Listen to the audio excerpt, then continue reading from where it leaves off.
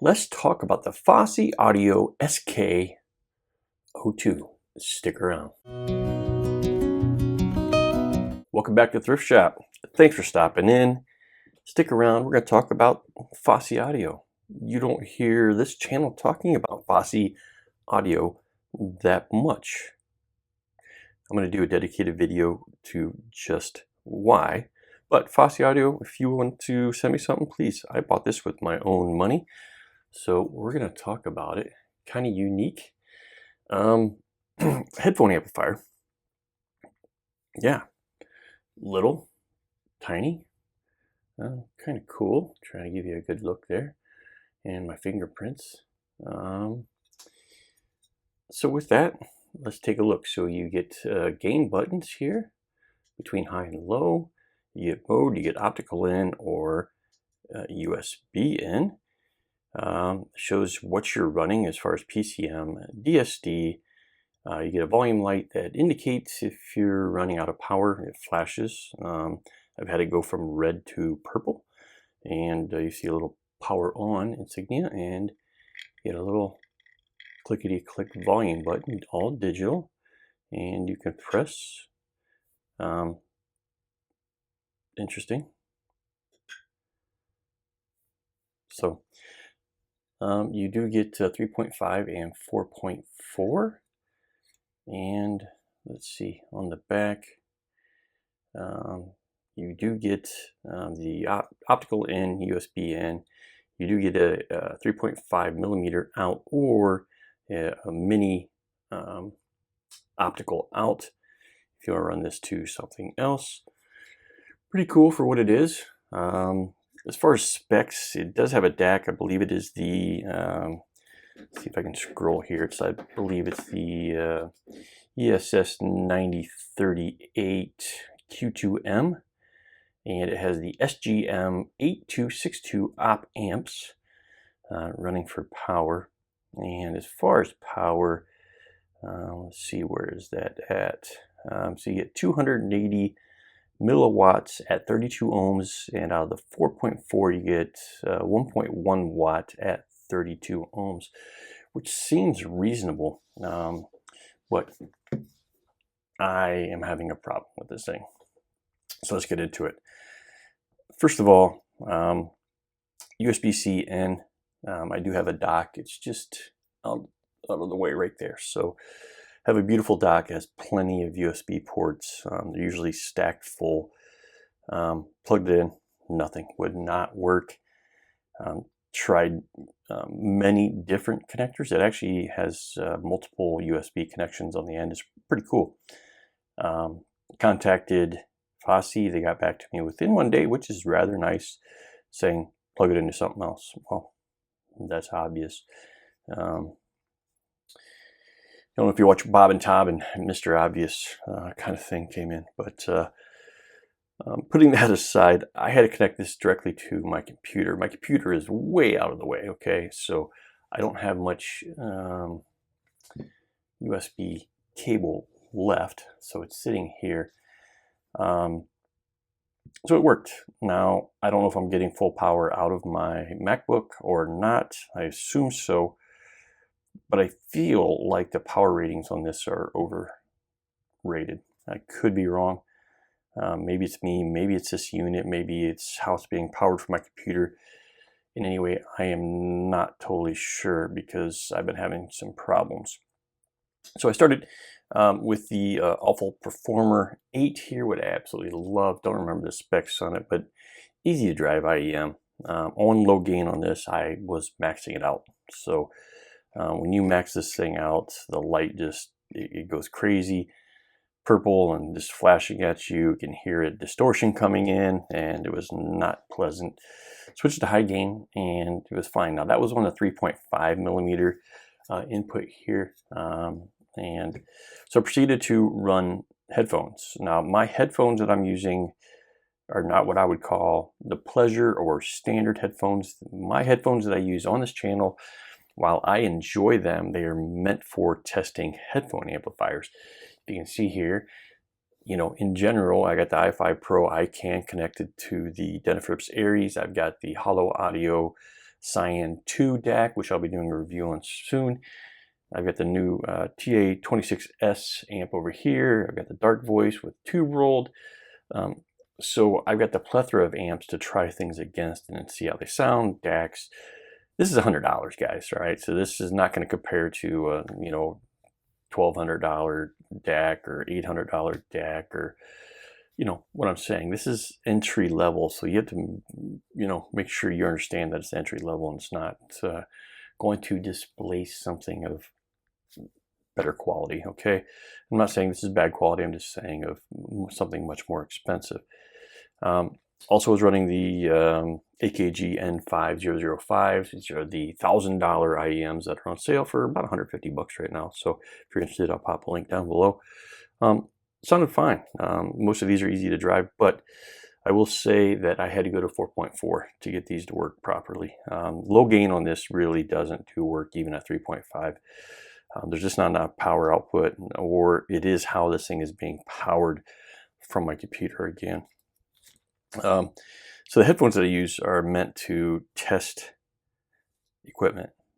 So I either have low impedance with high sensitivity, or normal impedance but low sensitivity, or I have high impedance headphones. So a variety of those that I use on this, they test the equipment, right? Will it work? And in the extremes of what things are limited to.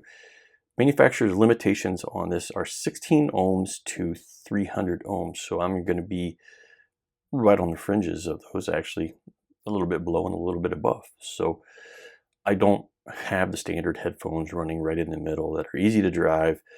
I've sold all those off, and would I like some? Yes, but I'm here to test equipment and tell you how it sounds. So the first thing that I started with is the ZMF Verite, and you know, these are high impedance headphones. All I have is I have a 2.5 to 4.4 connector here that I can run balanced. I do have 3.5. I don't have a 4.4 specific to this headphone because it does have unique connectors, which are not standards here. So, you know, I am limited with that specific headphone to what I can run, but barely got any sound out of this, out of the 3.5. So definitely not going to work with high impedance on the 3.5. Next headphone, everything I moved to 4.4 using Hart audio cables. If you're a headphone user, I highly recommend you go over and get your set of this with quick connects on the end. You can change to whatever connector you want. You know, I keep these on my desk all the time where I can swap to whatever I'm connecting to. And for me, this is perfect because I can move around to a lot of different devices and as things change. But the next headphone was the Verum Audio. This is a low impedance. I think this is something like 8 ohms, so it's half of the 16 ohm impedance. It actually worked quite well with this. This was the first time that the kind of volume light went red and then to purple, or maybe I didn't notice it went to red to purple. But it first went red and then purple. These actually worked quite nicely. I didn't notice that big of a problem using these. So usually with low impedance, as you should know, low impedance is getting closer to a short circuit. So if you were at 0, that would be crossing wires. So you have no resistance. So as the impedance goes up, it gets into the range of how this can operate. So this is on the lower end, and usually pushes amplifiers quite hard.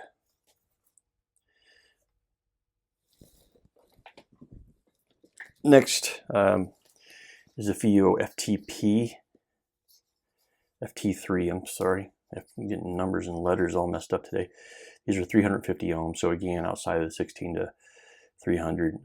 Barely could get any sound out of these, and running 4.4, so it really didn't jive for me. And lastly was the SJY Starry Nights here. Beautiful burl.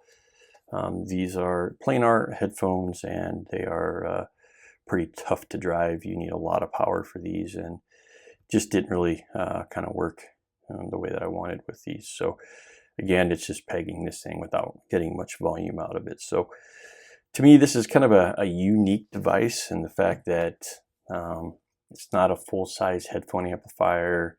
It is all-in-one. It's in this quasi between a dongle DAC and a full-size DAC, I mean, given its size.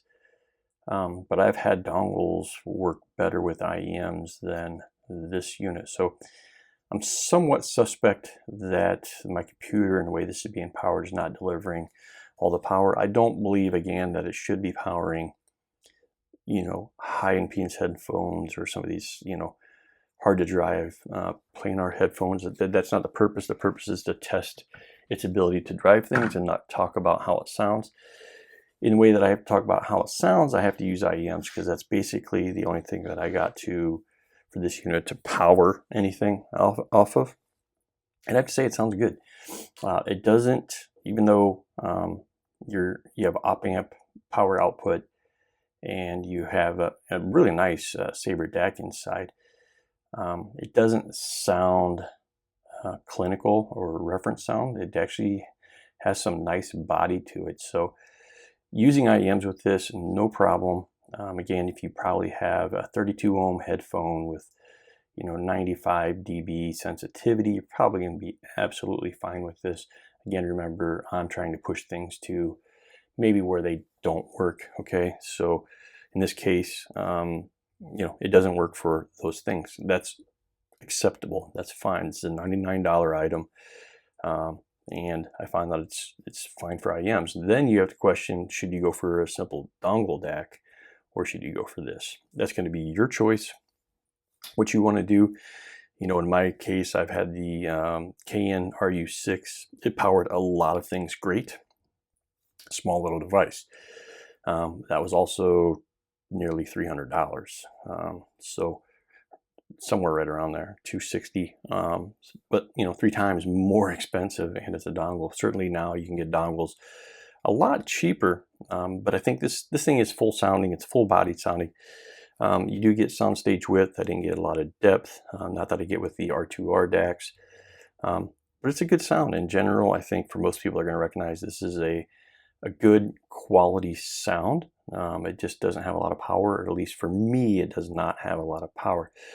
So I will be reaching back out to Fosi to say, hey, these are my problems, or are you going to do something in the future to fix this, or is it a computer issue, to notify people, hey, if you have this, you're going to have to power it this way. Maybe they'll give you their own power supply, because maybe that's a problem.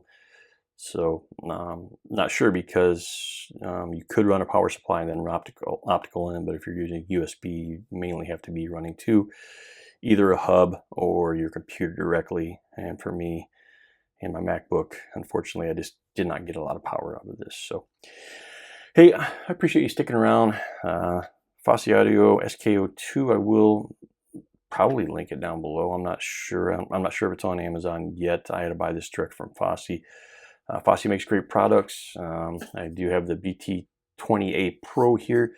Love this speaker amp. Absolutely love this. I did not do a video. Again, I'm going to do a video where I talk about why I didn't. And hopefully some of these manufacturers change what they're producing, how fast they're producing, that kind of stuff. But Fosi Audio, I think it's a good brand. I think they're up and coming, and you shouldn't be wary of the products that they produce. So peace. See you later.